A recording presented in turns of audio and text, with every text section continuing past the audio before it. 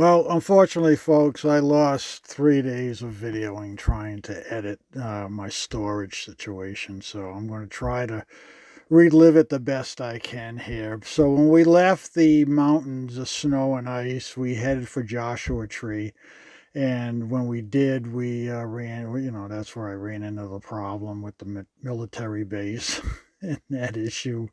I think you saw that in another video. And then we ran and I found the goats up on the hill. That was pretty awesome.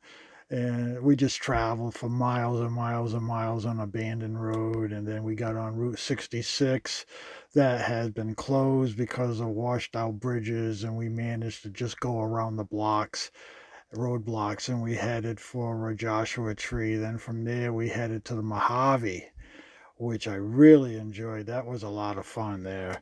Lots and lots of back road meandering, uh, which was a lot of fun.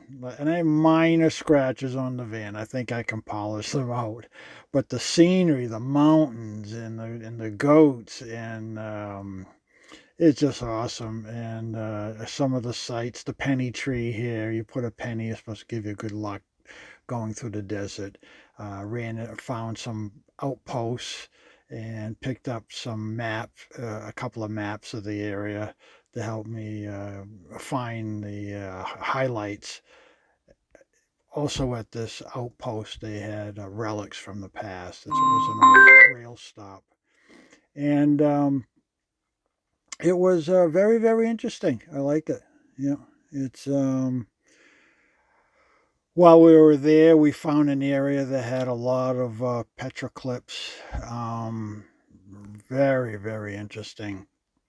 You could tell that they were drawing snakes and scorpions and the sun and things way back. And I'm not even sure what time period this was all taking place, but it must have been way, way back.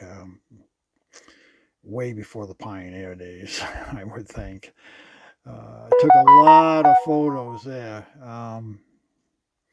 And we were just meandered for that day. Didn't do too much. Just took a lot of back trails, found some old water tanks, old relics of ranches from the past. Found a couple of homes that people are living in the heart of the Mojave. I don't, it must be grandfathered in. If the family had a ranch, they were able to keep them, but they cannot sell. The property. So I assume some of the family members are that's their getaway. I guess I wouldn't want to. I would want to be there in the summertime. Um, but yeah, definitely cactus. Everything has a thorn on it. Everything, even the weeds have thorns. Old here was this was a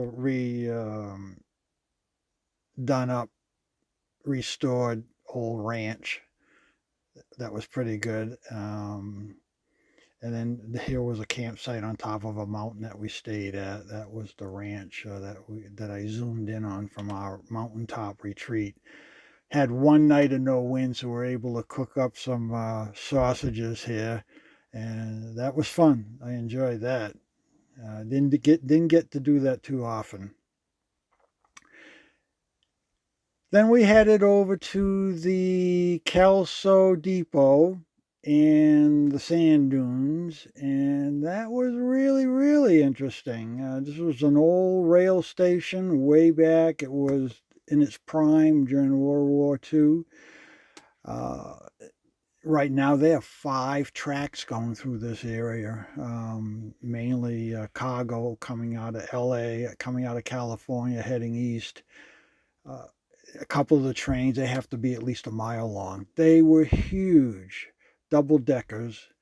In this town, they had the old jail right here, and here's the old depot that they restored. In a second here, you'll see a photo of it. There it is, really nice. They did a good job restoring it.